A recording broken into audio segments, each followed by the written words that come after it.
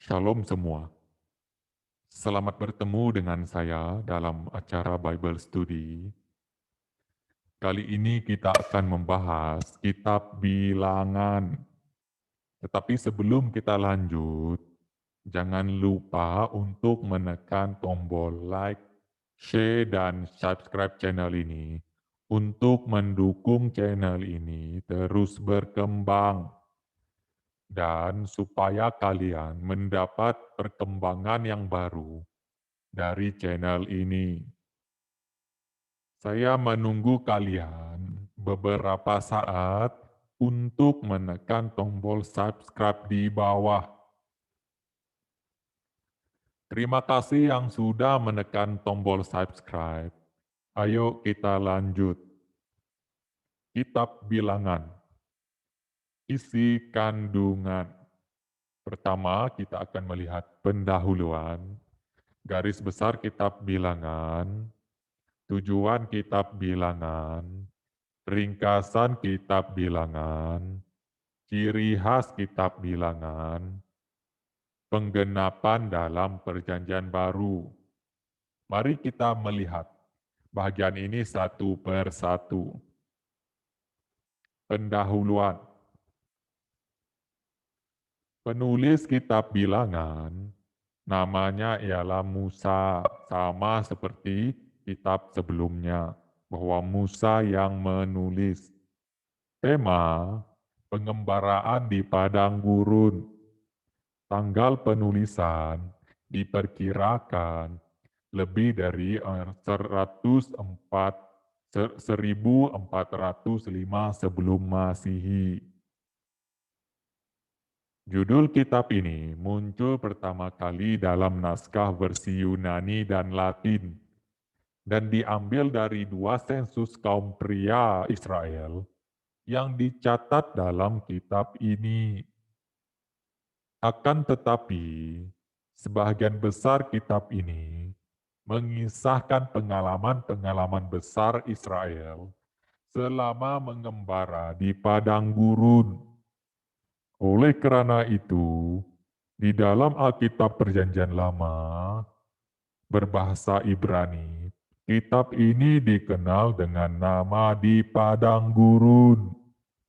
Karena kitab Bilangan ini adalah perjalanan orang Israel setelah Tuhan memberikan pengarahan kepada Musa tentang kemah suci ya di dalam kitab sebelumnya. Lanjut. Secara kronologis, Bilangan merupakan sumbangan sejarah yang dicatat di kitab Keluaran. Dia adalah kelanjutan dari kitab Keluaran. Setelah tinggal di Gunung Sinai, selama sekitar satu tahun, ketika itu Allah menetapkan perjanjian dengan Israel, memberikan hukum Taurat dan pola kemah suci kepada Musa, serta memberikan pengarahan mengenai isi kitab imamat. Sebagai bangsa Israel yang bersiap-siap untuk melanjutkan perjalanan mereka menuju ke tanah yang dijanjikan Allah kepada mereka sebagai keturunan Abraham, Ishak, dan Yakub. Akan tetapi, sejenak sebelum meninggalkan Gunung Sinai, Allah menyuruh Musa membuat sensus, yaitu menghitung semua kaum laki-laki Israel yang sanggup berperang. Ya, jadi itulah di awal kitab Bilangan ini menulis tentang perhitungan-perhitungan kaum lelaki Israel yang sanggup berperang. 19 hari kemudian, bangsa itu berangkat mengadakan perjalanan singkat ke Kadeshi. Bilangan mencatat pemberontakan serius Israel di Kadeshi dan menghukumnya di padang gurun selama 39 tahun atau 40 tahun berputar-putar di padang gurun. Sehingga Allah memberikan suatu angkatan orang Israel yang baru ke dataran Moab untuk yang terletak di seberang Sungai Yordan dari Yeriko dan tanah perjanjian. Kita lihat ya, selepas diperhitungkan untuk berangkat, dan mereka pergi ke Kadashi. Di sana mereka memberontak kepada Tuhan, dan sebagai akibatnya Tuhan menghukum mereka berjalan dan berpusing di padang gurun dan tidak langsung ke tanah perjanjian karena Tuhan menghukum mereka atas ketidakpercayaan mereka di Kadashi. Sehingga Tuhan menunggu 40 tahun itu untuk mengangkat angkatan yang baru, yang itulah yang angkatan yang baru itulah yang akan dibawa Tuhan ke tanah perjanjian. Jadi ini secara umum sebagai pendahuluan, dan sejarah menganggap bahwa kitab ini memang ditulis oleh Musa, walaupun ada tuduhan-tuduhan dan keberatan terhadap Musa yang bukan menulis kitab ini. Nah, tetapi keberatan ini bahwa Musa bukan menulis kitab ini atas alasan bahwa penulis kitab bilangan ini memperkenalkan dirinya di pihak orang ketiga. Jika Musa menulis kitab bilangan, dia akan menggunakan namanya aku, bukan guna nama Musa. Begitu ya, jadi paham logikanya begitu. Tetapi mari kita melihat penjelasan atas keberatan-keberatan ini. Ada beberapa fakta yang mendukung Musa sebagai penulis. Pertama, hal ini dinyatakan oleh Pentateuch Yahudi dan Samaria. Jadi mereka juga mengakui bahwa Musa yang menulis kitab ini. Juga tradisi Yahudi mengakui bahwa Musa yang menulis kitab ini. Oleh Yesus dan para penulis Perjanjian Baru juga mengutip dan mengait langsung kitab ini dengan Musa. Para penulis Kristen kuno juga mendukung bahwa kitab ini memang ditulis oleh Musa.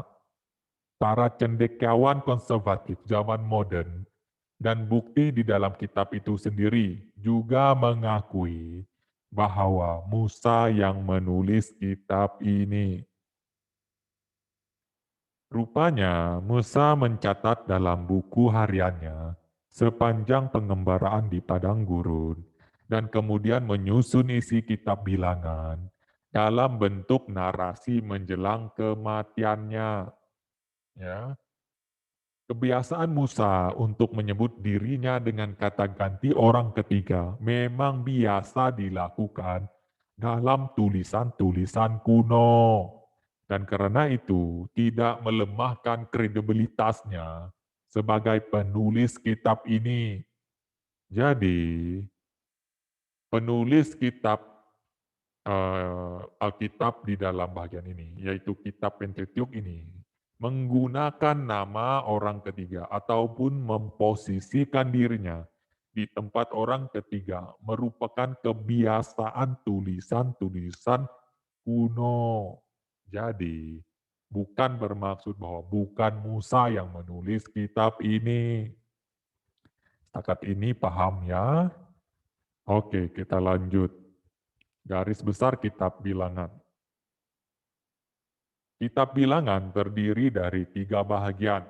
Bahagian pertama, Allah mempersiapkan angkatan keluaran untuk memperoleh tanah perjanjian. Jadi, di pasal 1 hingga pasal 10, hingga ayat yang ke-10, itu mempersiapkan angkatan keluaran, yaitu umat Israel, untuk memperoleh tanah perjanjian.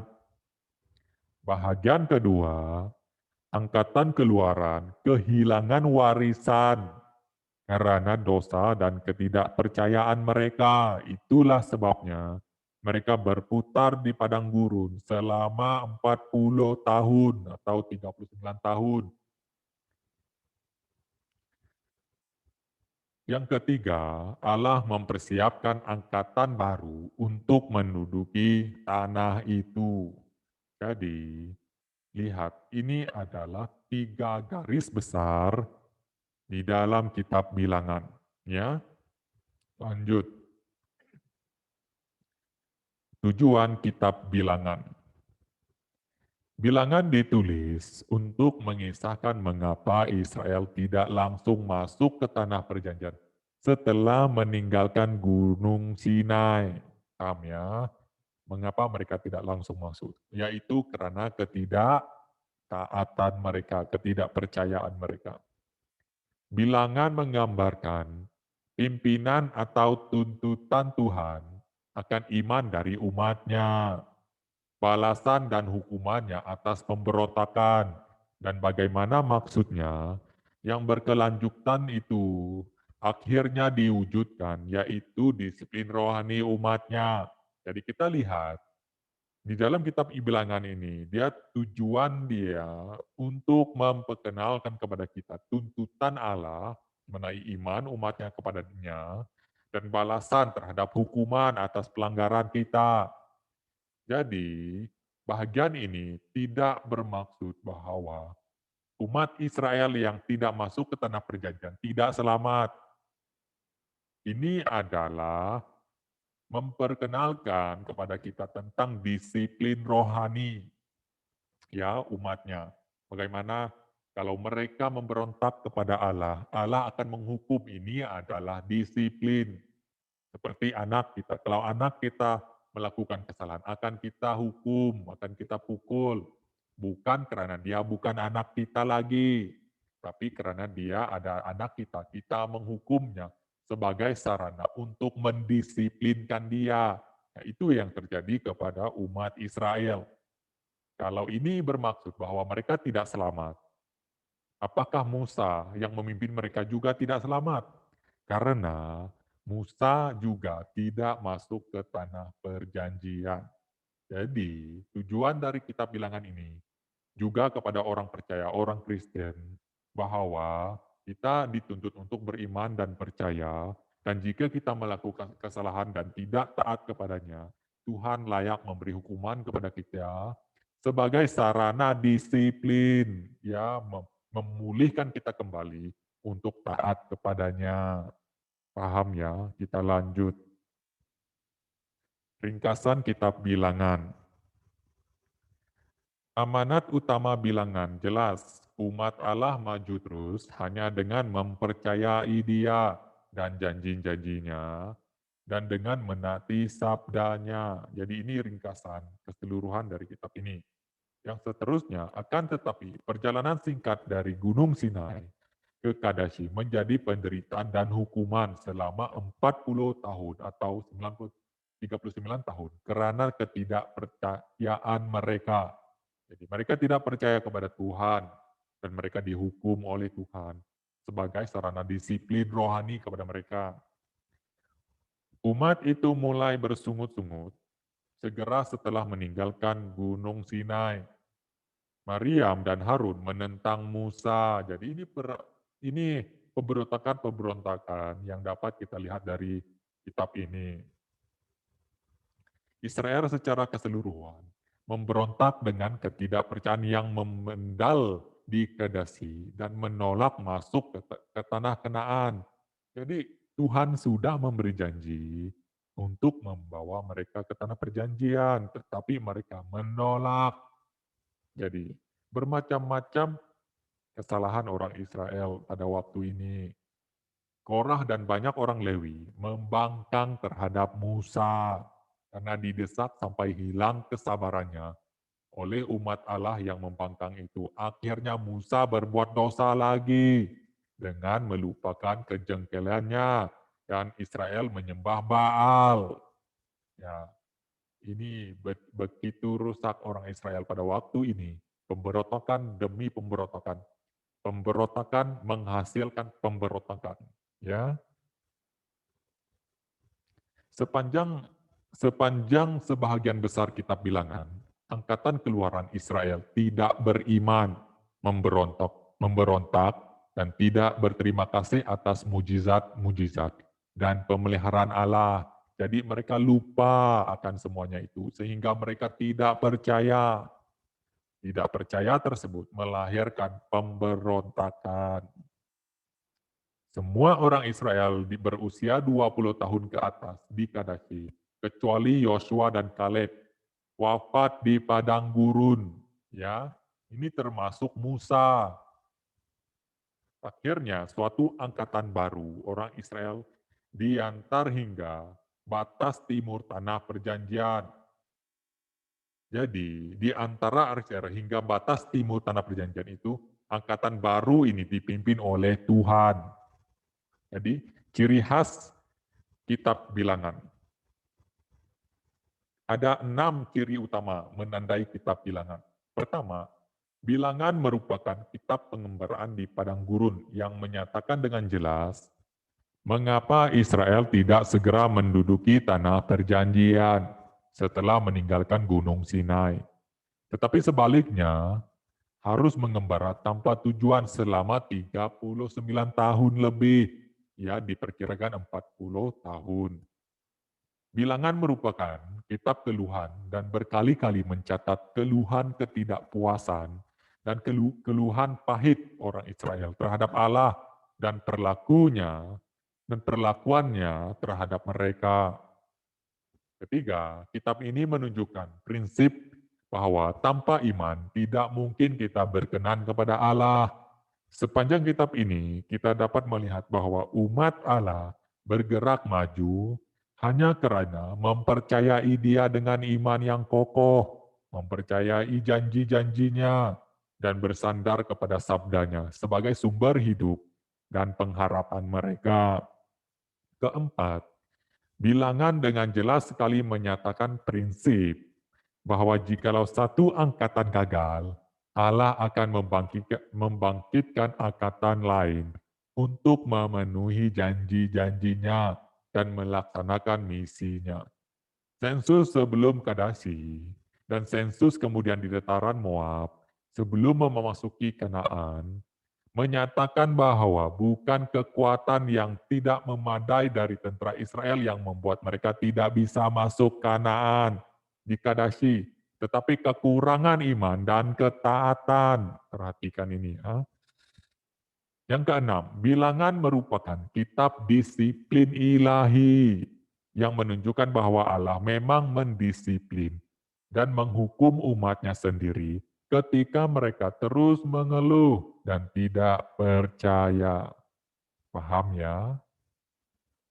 Penggenapan dalam perjanjian baru. Hebatnya dosa Biliam dan pemberontakan Korah juga disebut di dalam kitab-kitab perjanjian baru.